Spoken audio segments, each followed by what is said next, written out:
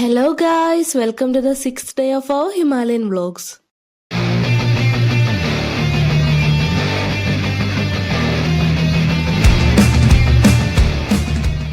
ഇന്ന് 6 മണിയായപ്പോൾ ഞങ്ങൾ ഞെട്ടി എണീറ്റത് രാമന്റെ ഡോറിൽ തട്ടിയുള്ള ബഹളം കേട്ടിട്ടാണ് ഗായ്സ് മഞ്ഞ് വീഴുന്നു, വേഗം വാ നല്ലറി വിളിച്ചുകൊണ്ട് രാമനെ അരിച്ച് എല്ലാരെയും വിളിച്ചെഴുന്നേപ്പിച്ചു.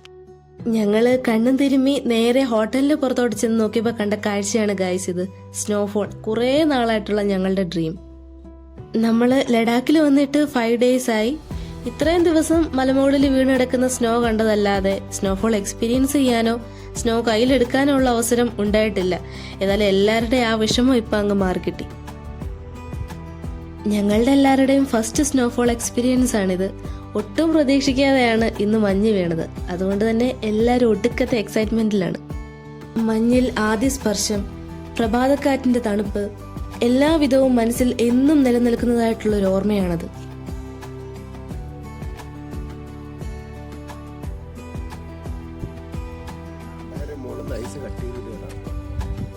പിന്നെ നമുക്കാണ് ഇത്ര ആക്രാന്തം. ഫസ്റ്റ് ടൈം ആയതുകൊണ്ടാണ്. ഇവിടെയുള്ളവർ ബി ലൈക്ക് ഇതൊക്കെ എന്ത്. പിന്നെ ഊഹിക്കാമല്ലോ, നല്ല കൊടൂര തണുപ്പാണ്. ഇത് കണ്ടോ, മഞ്ഞ് വീഴുന്നു, ചിലത് പതിയെ മെൽറ്റായി പോകുന്നു, ചിലത് അതുപോലെ തന്നെ കിടക്കുന്നു.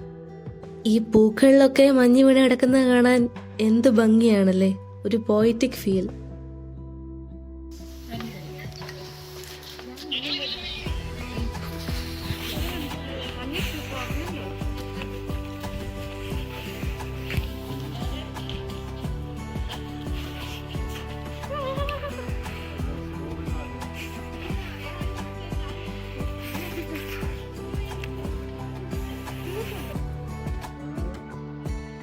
സ്നോഫോളൊക്കെ മാറിയപ്പോൾ നമ്മൾ സ്റ്റേ ചെയ്തിരുന്ന പാങ്കോങ് റെസിഡൻസിയിൽ നിന്ന് ബ്രേക്ക്ഫാസ്റ്റ് ഒക്കെ കഴിച്ച് ബാഗ്സ് ഒക്കെ പാക്ക് ചെയ്ത് നമ്മൾ ഇറങ്ങി.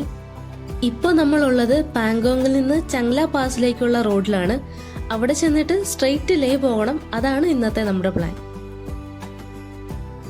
എത്ര ദിവസമായി ഇതുപോലത്തെ മഞ്ഞുമലകൾ നമ്മൾ കാണുന്നു. കാഴ്ചയിൽ ആകർഷകമായ മറ്റൊരു ദൃശ്യമാണ് മഞ്ഞു മൂടിയ പർവ്വതത്തിന്റെ മുകളിലായിട്ടുള്ള കിരീടം പോലെയുള്ള ഈ വെള്ള മേഘങ്ങൾ. എന്താ വ്യൂ എന്ന് നോക്കണേ, അടിപൊളി അടിപൊളി.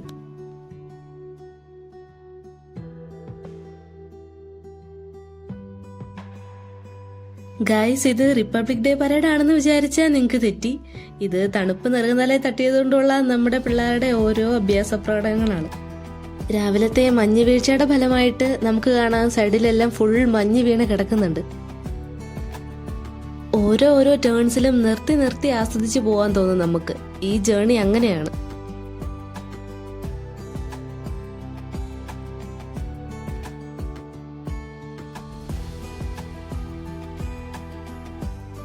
മഞ്ഞ് വീണ ഈ വഴികളിലൂടെ യാത്ര ചെയ്യുന്നത് ഒരിക്കലും മറക്കാനാവാത്ത അനുഭവമാണ്. മഞ്ഞുകൊണ്ട് മറഞ്ഞ വഴികളും തണുത്ത കാറ്റും ഈ പ്രകൃതിയുടെ അപരിമിത സൗന്ദര്യത്തെ അങ്ങേയറ്റം ഉയർത്തുന്നു. മഞ്ഞും ഉണർവുള്ള ഹിമാനുഭവങ്ങളും നമ്മുടെ മനസ്സ് നിറയ്ക്കും. 4 സൈഡിലും മഞ്ഞ് മൂടിയിരിക്കുകയാണ്. അവിടെയും മഞ്ഞ്, ഇവിടെയും മഞ്ഞ്, എവിടെ നോക്കിയാലും മഞ്ഞ്. ഈ മഞ്ഞ് പുതച്ച സ്ഥലങ്ങൾ കാണുമ്പോൾ ഒരു ഡ്രീം വേൾഡിൽ എത്തിപ്പെട്ട ഫീലാണ് തോന്നുന്നത്. മഞ്ഞ് മാത്രം നിറഞ്ഞ കാഴ്ചയുടെ പരിധിയില്ലാത്ത ഈ വെളുത്ത മരുഭൂമി സഞ്ചാരികൾ ഒരു ഹിമാനുഭവ ലോകത്തിലേക്ക് കൊണ്ടുപോകുന്നു.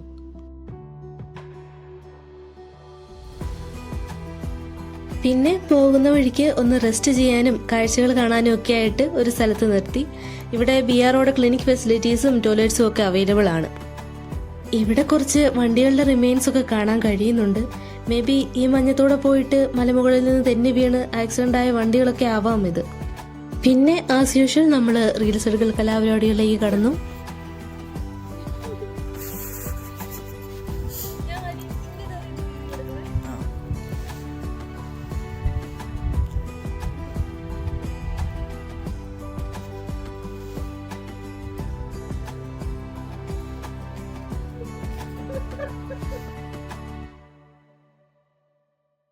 Chess number 2,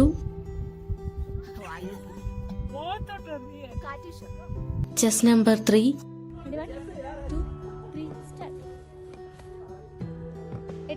chess number 4,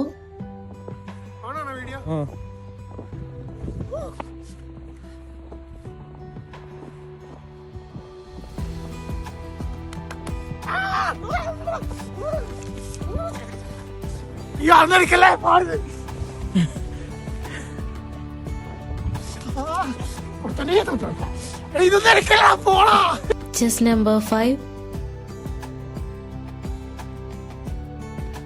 Chess number 6 ഭയങ്കര നാണം.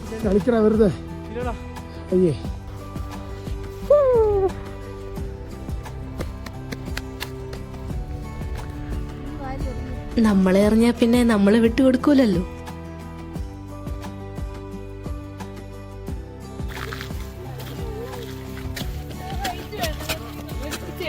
ഈ ഒരു സ്ഥലത്ത് ഞങ്ങൾ കുറെ നേരം സ്പെൻഡ് ചെയ്തു. ഇനിയിപ്പോ ഞങ്ങൾ വീണ്ടും യാത്ര തുടരുവാണ്. ബിആറോടെ ആൾക്കാർ ഈ മഞ്ഞ് കാരണം തന്നാതിരിക്കാനായിട്ട് റോഡിൽ മണ്ണിടുന്നു, സൈഡിൽ നിന്നൊക്കെ വെട്ടിയിട്ട്. അവരുടെ ഒരു കഷ്ടപ്പാട്, മഞ്ഞ് വീണുകൊണ്ടിരിക്കുന്നു, അവർ മണ്ണ് ഇട്ടുകൊണ്ടിരിക്കുന്നു. ഇപ്പോൾ ലഡാക്കിൽ നമ്മൾ ഓരോ സ്പോട്സിൽ പോകുമ്പോഴും നല്ല ദൂരമുണ്ട് ഓരോ സ്പോട്ടുകൾ തമ്മിലും. അപ്പോൾ നമ്മൾ ഓരോ സ്പോട്ടിലും ഇന്ന സമയത്ത് എത്താമെന്ന് പ്രതീക്ഷിച്ചിറങ്ങിയാൽ ഒരിക്കലും എത്താൻ പറ്റില്ല. ഇതുപോലെയുള്ള ബ്ലോക്കുകൾ ഇടയ്ക്കിടയ്ക്ക് വരും. ഇതുപോലെ ലഡാക്കിലെ ഒരുപാട് റോഡുകളിൽ കൺസ്ട്രക്ഷൻ പണികൾ നടക്കുന്നുണ്ട്. അറിയാലോ, ഇപ്പം നന്നാക്കിയാലും അരമണിക്കൂർ കഴിഞ്ഞ് വന്ന് നോക്കിയാൽ ആ റോഡ് അവിടെ കാണണമെന്നില്ല, ഇവിടുത്തെ ഒരു ക്ലൈമറ്റ് ആൻഡ് ടോപ്പോഗ്രഫി ഒക്കെ വെച്ച്. ഈ റോഡിൽ പലതവണ വീൽസ് തെന്നുന്നുണ്ടായിരുന്നു. ബ്രേക്കിംഗ് ആൻഡ് അപ്ലൈ ചെയ്താൽ അപ്പ ബൈക്ക് സ്കിഡാവും. ഹെൽമെറ്റിന്റെ വൈസറൊക്കെ ഫോഗ് കൊണ്ട് മൂടിയിരിക്കുകയായിരുന്നു. നമ്മളിപ്പോ ചങ്ല പാസ് എത്തി. ഇത്രയും നേരം വന്ന റോഡുകൾ ഒരുപാട് അപകടം പിടിച്ച റോഡുകളായിരുന്നു. നമ്മൾ കുറെ വണ്ടികളൊക്കെ മറിഞ്ഞു കിടക്കുന്നതും മറിഞ്ഞു വീഴുന്നതും ഒക്കെ കണ്ടു. എന്തായാലും വരുന്നവർ സൂക്ഷിച്ച് ഡ്രൈവ് ചെയ്തൊക്കെ വരിക. ചങ്ല എന്ന് വെച്ചാൽ നോർത്തേൺ പാസ് എന്നാണ് മീനിങ്. കർദുങ്ല പാസ് പോലെ തന്നെ റൈഡേഴ്സിനും ടൂറിസ്റ്റിനും ഒരുപാട് ക്രേസ് ഉള്ള ഒരു സ്ഥലം തന്നെയാണ് ഈ ചങ്ല പാസും. കാരണം ചങ്ല പാസും one of the highest motorable roads in the world ആണ്. ഇവിടെ ബോർഡ് വെച്ചിട്ടുണ്ട്, ഓൾട്ടിറ്റ്യൂഡ് 17,586 ഫീറ്റ്, പിന്നെ world ranking 10th highest motorable pass എന്നും. ഇവിടെയും ഒരു 20 to 25 മിനിറ്റ്സിൽ കൂടുതൽ നിൽക്കാൻ പാടില്ല എന്നാണ്. ഓൾട്ടിറ്റ്യൂഡ് സിക്നസ് വരും. നമ്മൾ ഓക്സിജൻ കാനിസ്റ്റർ കൊണ്ടുവരണം എന്നാണ് റെക്കമെൻഡ് ചെയ്യാനുള്ളത്. ഇവിടെ അടുത്ത ആർമിയുടെ മെഡിക്കൽ സെന്റർ ഉണ്ട്. അത്യാവശ്യം വന്നാൽ നമുക്ക് അസിസ്റ്റൻസ് കിട്ടുന്നതാണ്. ഇന്ത്യൻ ആർമിയാണ് ചങ്ല പാസ് മെയിൻറ്റെയിൻ ചെയ്യുന്നത്. ഇവിടുത്തെ തണുപ്പ് -20 ഡിഗ്രി വരെ താഴാറുണ്ട്. ഈ തണുപ്പിലും ബുദ്ധിമുട്ടിലും അന്നദിനം പ്രവർത്തിക്കുന്ന നമ്മുടെ ആർമിയുടെ സാന്നിധ്യം നമ്മൾ ടൂറിസ്റ്റിന്റെ സുരക്ഷയ്ക്ക് വലിയ പിന്തുണയാണ്. പിന്നെ ഇവിടുത്തെ മറ്റൊരു പ്രത്യേകത എന്താന്ന് വെച്ചാൽ DRDO എസ്റ്റാബ്ലിഷ് ചെയ്ത ലോകത്തിലെ ഏറ്റവും ഹയസ്റ്റ് റിസർച്ച് സ്റ്റേഷൻ ഇവിടെയാണ് പ്രവർത്തിക്കുന്നത്. ഇവിടെ നല്ല ഓക്സിജൻ ഡെഫിഷ്യൻസി ഉള്ളതുകൊണ്ട് തന്നെ ഇതിലെ കൂടെ ഓടി നടക്കാനൊന്നും പാടില്ല. പതിയെ നടക്കണം, അല്ലെങ്കിൽ തലകറക്കം ഉണ്ടാവും. പക്ഷെ നമ്മുടെ അക്ഷയും മേരി ഉണ്ടോ എന്ന് കേൾക്കുന്നു. അവര് ഈ സോനിയ ഷോപ്പിന്റെ സ്റ്റെപ്സിൽ കൂടെ ഓടി ഇറങ്ങി. ദാ കിടക്കുന്ന രണ്ടുപേരും തലകറങ്ങി. പിന്നെ പട്ടാളക്കാരും കൂടെ കൂടി വന്നിട്ടാണ് നമുക്ക് ഹെൽപ്പ് ചെയ്തത്. മേരിയാണ് ആ ഇരിക്കുന്നത്, മിലൻ പരിചരിക്കുന്നു. ഇവിടെ ഒരു ആരാധനാലയമുണ്ട്, ചങ്ല ബാബ സ്ഥൽ. ചങ്ല ബാബയുടെ അനുഗ്രഹം നേടിയിട്ടാണ് ഇവിടെ എത്തുന്ന ടൂറിസ്റ്റ് യാത്ര തുടരാറ്.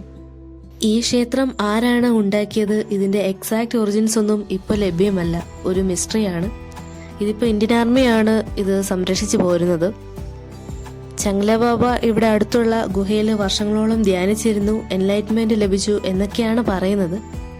ചങ്ല ബാബ ഒരു സൈനിക നേതാവായിരുന്നു എന്ന കഥയും പ്രചാരത്തിലുണ്ട്.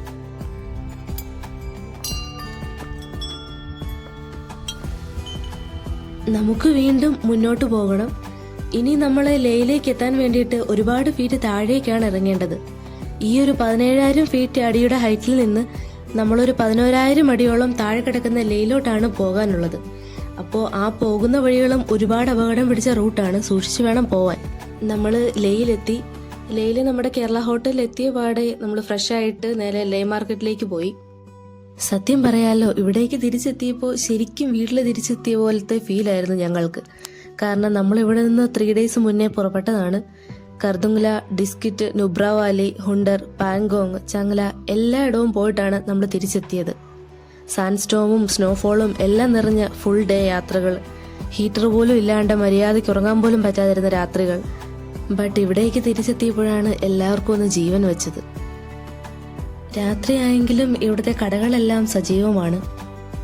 നമ്മൾ ലേ മാർക്കറ്റിൽ എത്തിയപ്പോൾ കണ്ട കാഴ്ച ഇവിടുത്തെ കുറച്ച് ആൾക്കാർ മാർക്കറ്റിലെ ടിബറ്റൻ ഡാൻസ് കളിക്കുന്നതാണ്. ഇത് എല്ലാ ദിവസവും നൈറ്റ് ഉള്ളതാണോ അതോ ഇന്ന് എന്തെങ്കിലും സ്പെഷ്യൽ ഡേ ആണോ എന്നൊന്നും അറിയില്ല. എന്തായാലും ഞങ്ങൾ കുറച്ചു നേരം അവരുടെ ഡാൻസൊക്കെ ആസ്വദിച്ചുകൊണ്ട് നിന്നു.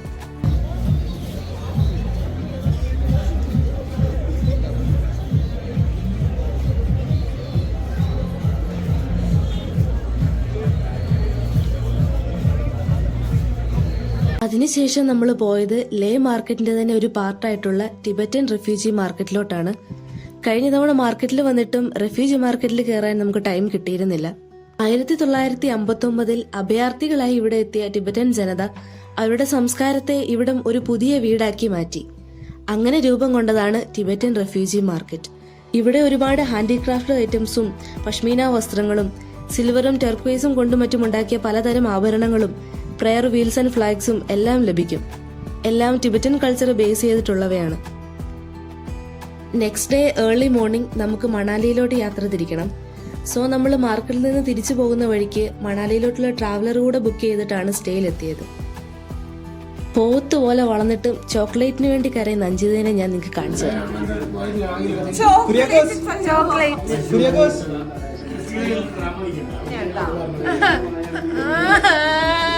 ഇത് വീഡിയോയിൽ കിട്ടി.